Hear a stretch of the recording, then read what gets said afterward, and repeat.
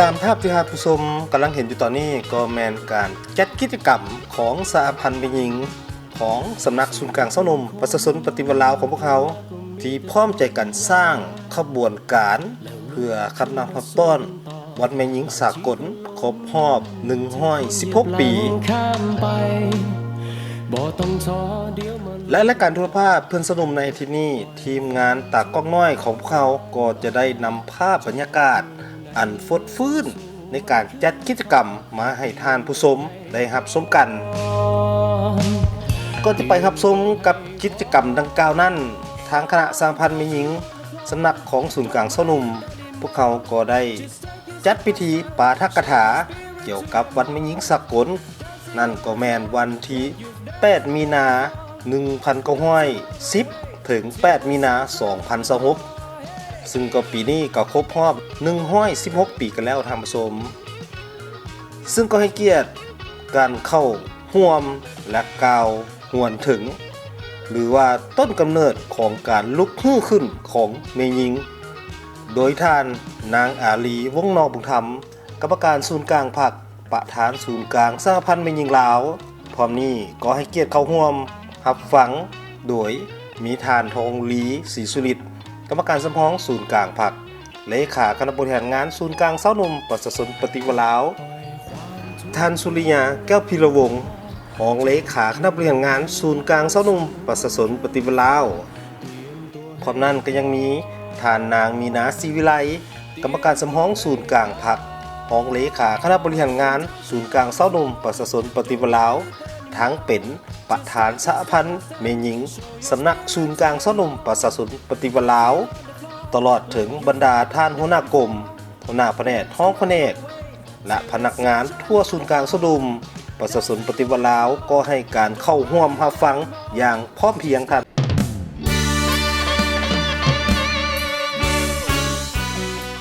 ภายหลังที่สำเร็จการปาฐกถาถึงหวนคืนของวันสร้างตั้งวันแม่หญิงสากลกันแล้ว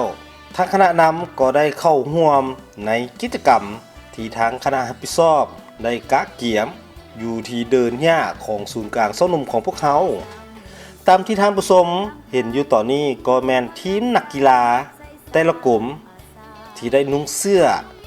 ที่เป็นเอกลักษณ์ของกลุ่มตัวเองและก็ได้มีการวางแผนถึงกลยุทธ์ในการเล่นเกมของกิจกรรมดังกล่าวนั้นสาวหนุ่มเพิ่มทวียุคเทคโนโลยีที่ก้าวหน้าทันสมัยเศรษฐกิจทุกทิศขยายว่องไวเอามานำใส่ให้ได้ดีเถิดนา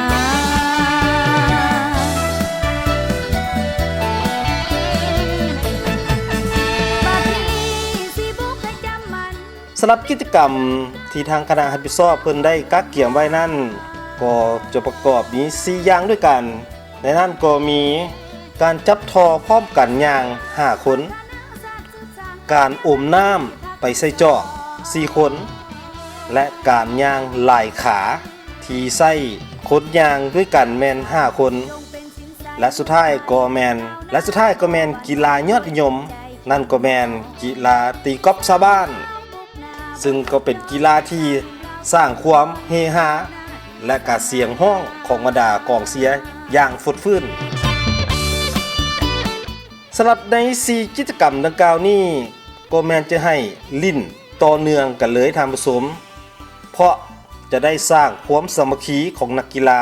ในการเตรียมความเพียบพร้อมการเฮ็ดการสร้างเพื่อมีจุดประสงค์เป้าหมาย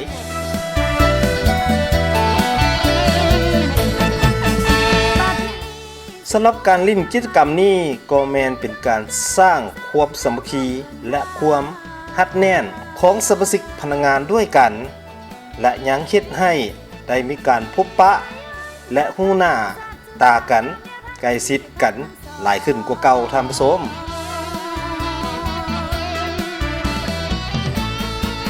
สาวหนุ่มจงเป็นสินใสยุคใหม่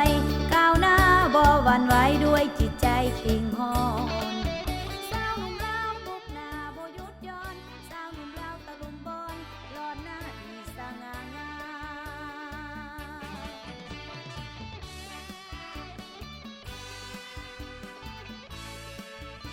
ค่ะ แล้วแม่นตัวนี้เฮาก็สิใส่5คนคือกัน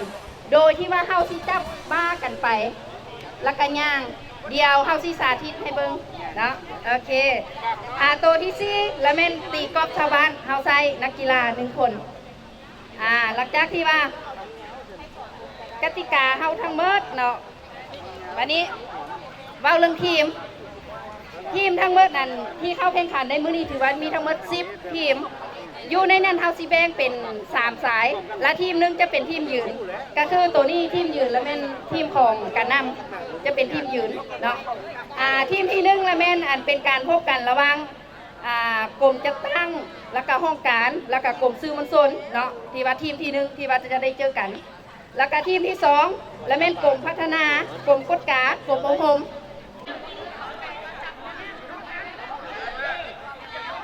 เกี่ยวมาฟังเสียงเด้อได้แล้ววะ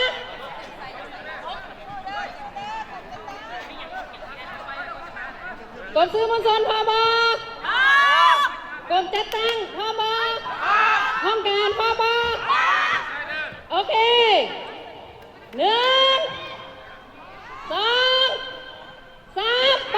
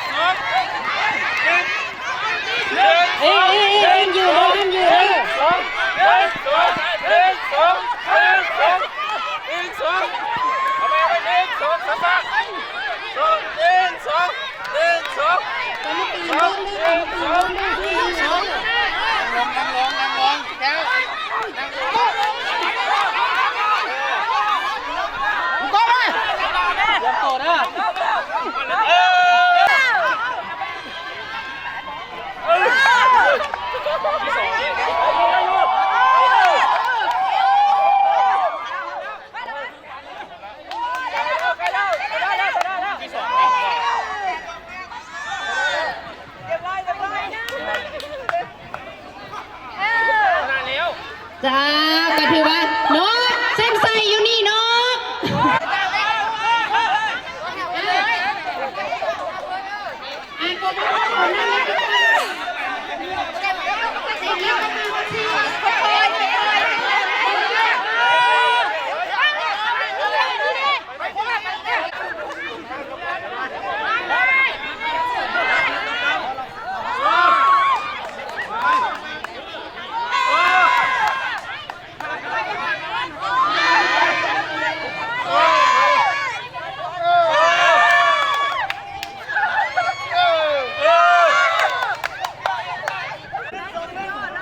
ทิปไปดิสาธาขออนุญาตครับที่บอไซทีมสุนันเด้อที่ขอไซว่าที่อบอมสู้อบอมสู้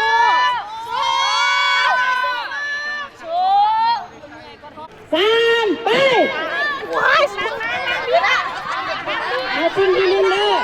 จริงที่1ที่2ที่3เด้อดูเดือด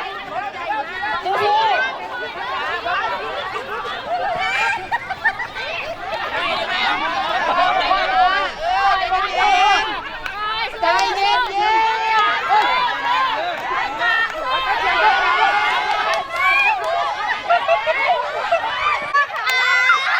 คิวกินขาเลย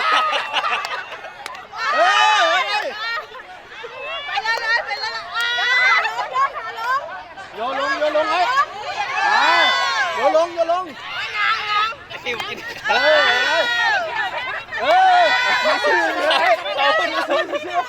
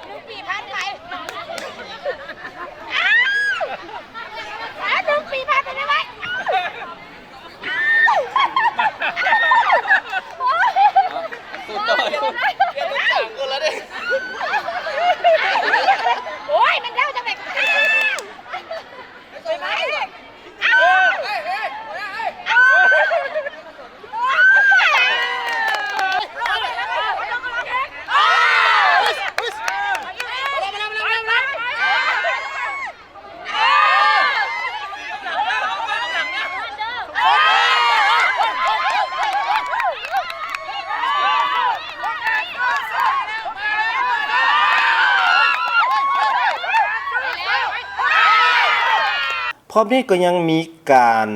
มอบรับรางวัลสู่ความสำเร็จซึ่งในนั้นก็แมนจะมีการรับรางวัลเป็นเงินรางวัลถึง1,500,000 กีบและอันดับ2ก็จะแมน1ล้านกีบอันดับ3ก็จะแมน500,000 กีบพร้อมรางวัลสมเสยด้วยกันผ่านการแข่งขันแบบว่าดุเดือดและกระกองเสียงเฮเสียงห้องไปพร้อมๆกันนั่นก็สามารถญาติได้มาดังนี้ท่านผู้ชมสำหรับอันดับที่1ก็แม่นทีมนักกีฬาจากทีมห้องกันถือว่าเพิ่นนี่ก็ได้เปรียบด้วยกันท่านผู้ชมมีพนักงานหลายกว่าและก็สามารถซับเปลี่ยนไปด้วยกันส่วนอันดับที่2ท่านผู้ชมก็แม่นทีมนักกีฬา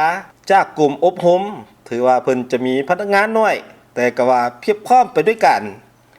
และส่วนอันดับที่3ก็แม่นจากกลุ่มเยาวชน